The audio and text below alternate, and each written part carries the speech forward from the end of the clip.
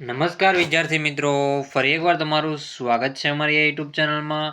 તો મિત્રો, આજે આપણે વિડીયોમાં સામયિક મૂલ્યાંકન પ્રશ્ન બેંક એટલે કે એકમ કસોટી પેપર સોલ્યુશન જોવાના છે. તેમાં આપણો આજનો વિષય રહેવાનો છે વિજ્ઞાન વિષય રહેશે. ધોરણ રહેશે 7, સમય રહેશે કલાક, પછી તારીખ રહેશે મિત્રો છે 18/1/2025, સમય રહેશે 1 કલાક ને કુલ ગુણ રહેશે 25. તો સાહેબ તમારે પૂરેપૂરું પેપર સોલ્યુશન જોવાનું રહેશે.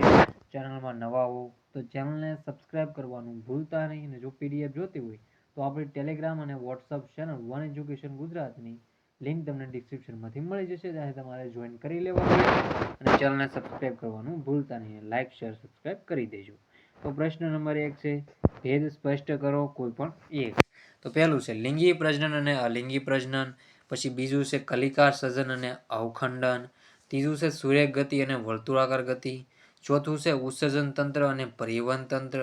પાંચમું છે કલિકા સર્જન અને બીજનું સર્જન. તો એટલે તફાવત સ્પષ્ટ કરવાનો રહેશે. 5 આપેલા છે, એમાંથી કોઈ પણ એકનું તમારે તફાવત સ્પષ્ટ કરવાનો રહેશે. એના જવાબ આપણે લાવેલા છીએ. તો જવાબ જોઈએ તો એમાં અલિંગી પ્રજનન અને લિંગી પ્રજનન. અલિંગી પ્રજનનમાં આવશે આમાં એક જ સજીવના દૈહિક ભાગ દ્વારા નવા સજીવનું સર્જન થાય છે. ત્યારે લિંગી પ્રજનન આમાં નરજન્યુ અને માદાજન્યુના ફલનથી નવા સજીવનું સર્જન થાય છે.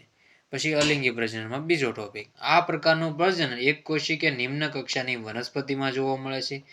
જ્યારે લિંગી પ્રજનન આ પ્રકારનું પ્રજનન ઉચ્ચ કક્ષાની વનસ્પતિમાં જોવા મળે છે. પછી તેમાં નવા સજીવના સર્જન માટે બીજની જરૂર નથી, આમાં બીજની જરૂર પડે છે. આમાં પેદા થતી સંતતિમાં પિતૃઓ જેવા લક્ષણો હોય છે, પણ પિતૃઓ જેવા લક્ષણ હોતા નથી બધા જ. એટલે લિંગી પ્રજનનમાં આવો તફાવત રહેશે. પછી આગળનો ક્વેશ્ચન છે એમ કલિકા સર્જન વાળું છે. તો કલિકા સર્જનમાં શું થશે? ઈષ્ટ એક કોષી સજીવ છે, તે કલિકા સર્જન દ્વારા લિંગી પ્રજનન કરે છે. ઈષ્ટના કોષમાંથી એક નાનું બલ્બ જેવું પ્રલંબન જોવા મળે છે, જેને કલિકા કહે છે. કલિકા ધીરે ધીરે વિકાસ પામે છે અને પિતૃકોષથી અલગ થઈને નવા કોષ તરીકે સ્વતંત્ર નવો સજીવ બને છે. નવો કોષ વૃદ્ધિ પામી પુખ્ત બની બીજા ઈષ્ટના કોષોને સર્જે છે. પછી છે અવખંડનનો તફાવત છે ને, એમાં આપણે જોઈ લઈએ. અવખંડન તળાવના પાણી પર લીલા રંગનો જથ્થો જોવા મળે છે, તે સ્પાયરોગાયરા લીલ છે. પાણી અને પોષક તત્વો મળી રહેતા લીલ ઉગે છે. તે સ્વાવલંબી વનસ્પતિ છે. તે અવખંડન દ્વારા ખૂબ જ ઝડપથી બહુગુણિત થાય છે. લીલનો તંતુ 2 કે તેથી વધુ ટુકડાઓમાં તૂટે છે. આ નવા તંતુ તરીકે વ્યક્તિગત સજીવ તરીકે વિકાસ પામે છે. સ્પાયરોગાયરા એક પ્રકારની લીલમાં અવખંડનની રીતે અલિંગી પ્રજનન થાય છે. પછી છે બીજાણુ સર્જન, 5મા નંબરનું આપણે એમાં જોઈએ. ફૂગની બીજાણુ, તો આપણે બીજાણુ સર્જન ટોપિક છે, કયો ટોપિક હતો આપણે જોઈ લઈએ. જો આપણે અહીંયા જો આ બે જોઈ લીધા, લિંગી પ્રજનન ને આ કલિકા સર્જન અવખંડન. હવે કલિકા સર્જન ને બીજનું સર્જન, તો એ રીતે છે આપણે જોઈ લઈએ. એટલે બીજાણુ સર્જન વાળો ટોપિક આપણે અહીં કમ્પ્લીટ થઈ જાય. તફાવતમાં તમારે જોઈ લેવાનું રહેશે સાહિત્ય. અવખંડન ટોપિક જોઈ લો, બીજાણુ સર્જન છે એ જોઈ લો. આવી રીતે થાય. ફૂગની બીજાણુ ધાનીમાં બીજાણુ ઉત્પન્ન થાય છે. આ બીજાણુઓ મુક્ત થઈ હવામાં તરતા રહે છે. તેમને અનુકૂળ પરિસ્થિતિ મળતા તે સ્થાને કવકજાળ અંકુરણ પામી ઝડપથી વૃદ્ધિ પામે છે. મ્યુકર પ્રકારની ફૂગ અને હંસરાજ નેફ્રોલેપિસ બીજાણુ સર્જન દ્વારા અલિંગી પ્રજનન કરે છે. બીજાણુ ધાની, કવકજાળ અને બીજાણુઓ, તો આવી તેનો જવાબ સાહિત્ય ટીક કરી લેવો. પછી કલિકા સર્જન છે, કલિકા સર્જન તો આપણે જોઈ ગયા. પછી વનસ્પતિમાં ઘટકોનું વહન સમજાવવું, એ આપણે આગળનો ટોપિક છે એ જોઈ લેશું. એમાં જો આપણે અહીં જો ઉત્સર્જન તંત્ર અને પરિવહન તંત્રની આકૃતિ છે. તફાવત તમારે ઉત્સર્જન તંત્રમાં મૂત્રપિંડનો સમાવેશ, પરિવહન તંત્રમાં આપણે રુધિરના જે છે એનો તમે સમાવેશ કરી શકો. આપણે કલિકા સર્જન વાળો ટોપિક જોઈ લીધો, એ પણ તમે જોઈ લે. સૂર્ય ગતિ અને વર્તુળાકાર ગતિમાં તમને મળી જશે. પછી છે આગળના જો ક્વેશ્ચનો આ બધા. ખૂબ જ ઊંચાઈ ધરાવતી વનસ્પતિના મૂળમાં રહેલા મૂળ રોમથી જમીનમાં રહેલું પાણી પર્ણો સુધીનું કઈ રીતે પહોંચે તે વહન સમજાવવાનું રહેશે. તો આપણે વહન છે તમને સમજાવી દઈએ તમને. આપણે આગળનો ટોપિક હતો એ જોઈ લઈએ. જો આ ઘટકોનું વહન, તો વનસ્પતિ મૂળ દ્વારા પાણી અને ખનિજ દ્રવ્યોનું દ્રાવણનું શોષણ કરે છે.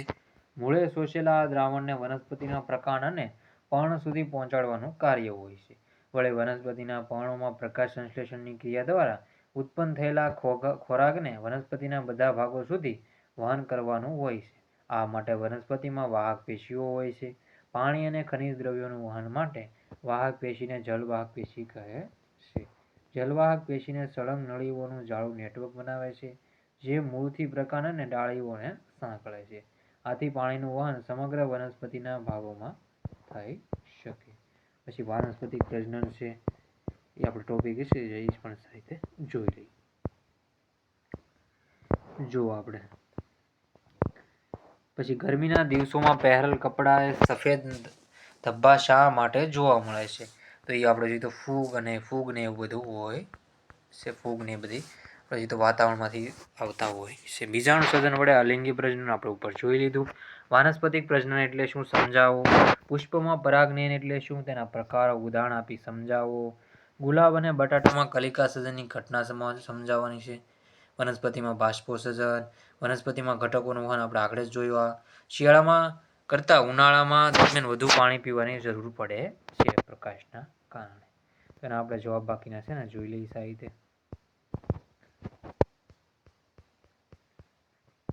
તો વાનસ્પતિક પ્રજનન એટલે શું, એનો જવાબ જોઈ લો સાહિત્ય. મૂળ, પ્રકાંડ, પર્ણ અને કલિકા જેવા વનસ્પતિના ભાગો વાવી તેમાંથી નવો છોડ ઉત્પન્ન કરી શકાય છે. આ પ્રકારના પ્રજનનને વાનસ્પતિક પ્રજનન કહે છે. વાનસ્પતિક પ્રજનન દ્વારા ઝડપથી નવો છોડ ઉત્પન્ન કરી શકાય છે. દાખલા તરીકે બટાટાની આંખ રોપીને બટાટાનો છોડ ઉગાડી શકાય છે. પાન ફૂટીના પર્ણ પર કલિકામાંથી નવો છોડ ઉગાડી શકાય છે. ગુલાબ અને મહેંદીની નાની ડાળીઓ ટુકડો કલમ રોપીને તેના છોડ ઉગાડી શકાય છે. તો આવી રીતે તમારા જવાબ સાહિત્ય ટીક કરી લેવાનો રહેશે. પછી વાનસ્પતિક પ્રજનન એક પ્રકારનું અલિંગી પ્રજનન છે. પછી બીજાણુ સર્જન વડે થતું અલિંગી પ્રજનન સમજાવો. તો આનો જવાબ છે સાહિત્ય વાંચી લો, રીડ કરી લો. ચેનલમાં નવા હોય તો ચેનલને સબસ્ક્રાઈબ કરવાનું ભૂલતા નહીં. આ બધા મોસ્ટ આઈએમપી ક્વેશ્ચન છે અને પૂછાઈ ગયેલું પેપર છે, તો આમાંથી તમારે ઘણા ક્વેશ્ચન પૂછાવાની શક્યતા રહેશે. તો મ્યુકર પ્રકારની ફૂગમાં બીજાણુ સર્જન દ્વારા અલિંગી પ્રજનન થાય છે. બ્રેડના ટુકડા પર ફૂગ જોવા મળે છે, તે મ્યુકર છે. તેને બીજાણુધાની હોય છે, તેમાં બીજાણુઓ હોય છે. બીજાણુધાનીમાંથી મુક્ત થતાં બીજાણુ હવામાં તરતા રહે છે. તે ખૂબ જ હલકા હોવાથી લાંબુ અંતર કાપી જ્યાં અનુકૂળ પરિસ્થિતિ મળે ત્યાં સ્થાયી થઈ ઉગે છે. આના જવાબ સાહિત્ય ટીક કરી લો. પછી પરાગનયન પ્રકાર આકૃતિ દોરી સમજાવવાનો છે, આગળનો ક્વેશ્ચન છે, તો એના જવાબ પણ સાહિત્ય જોઈ લો.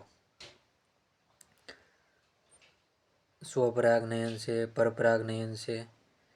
પછી શું વનસ્પતિમાં બાષ્પોસર્જનનો કોઈ મહત્વનો બાષ્પોસર્જનનો ફાળો છે, એ જોઈ લો સાહિત્ય. બાષ્પોસર્જન વિશેની માહિતી સાહિત્ય પોઝ કરીને વનસ્પતિમાં ઘટકોનું વહન, તો આપણે આ પહેલાં આગળ જોઈ ચૂક્યા છીએ. સાહિત્યના જવાબ તમારે ટીક કરી લેવાના રહેશે. આપણે આગળના ક્વેશ્ચનો છે તમે બધા સાહિત્ય જોઈ લો. જે બાકીના ક્વેશ્ચનો છે સોલ્યુશન તમે કરી શકશો. જો અહીંથી છે તમે સાહિત્ય ક્વેશ્ચનો જોઈ લો. આમાં તમને તમારે જવાબ જાતે જ કરી લેવાના રહેશે. બધા ક્વેશ્ચનો છે. બાકીનું આગળનું પેપર છે જો આવી રીતે છે રહેશે. પછી માગ્યા મુજબના ઉત્તર છે આવી રીતે. એક કારની સરેરાશ ઝડપ છે 90 કિલોમીટર છે. રેડી? તો 30 મિનિટમાં કેટલું અંતર કાપે? તો સરેરાશ ઝડપ 90 કલાકમાં 90 કાપે તો 30 મિનિટમાં કેટલું 45 કાપી નાખે. પછી છે વિશ્વાસ શાળાએ આવવા 5 કિમી અંતર કાપવા 30 મિનિટ લે. રેડી? અને સાગર તેટલું અંતર કાપવા 45 મિનિટ લે, તો તેને કોની ઝડપ વધુ કહેવાય છે અને કેટલી? તો 5 કિલોમીટર અંતર કાપવા 30 મિનિટ. રેડી? તો એ 60 મિનિટમાં કેટલું કાપી નાખે? 10 કિલોમીટર કાપી નાખે. અને આ છે એ 45 મિનિટમાં 5 કાપે. રેડી? 45માં 5 તો 60માં કેટલું કાપતો હશે, એમ કહીને તમે એનો ગણતરી કરી શકો. પછી આમાં 320 છે, 8 કલાકનો સમય લાગે તો એની ઝડપ તો 32, 320 ભાગ્યા 8 કરશો તો જવાબ મળશે તમને 40 કિલોમીટર હોય છે એની ઝડપ. તો આવી રીતે તમારે કરી લેવા. નાના પણ જવાબ પણ તમે આરામથી આપી શકશો. પછી આકૃતિ તો અમે પુસ્તકમાંથી કરી લેવી. જો બધી આકૃતિ પૂછાય એવી સાયમપી. તો સાહિત્ય તમારા પેપર સોલ્યુશન જોઈ લેવાનું રહેશે. ચેનલમાં નવા હો તો ચેનલને સબસ્ક્રાઈબ કરવાનું ભૂલતા નહીં. તો મિત્રો પેપર સોલ્યુશન એન્ડ કરીએ છીએ. જય હિન્દ, જય ભારત.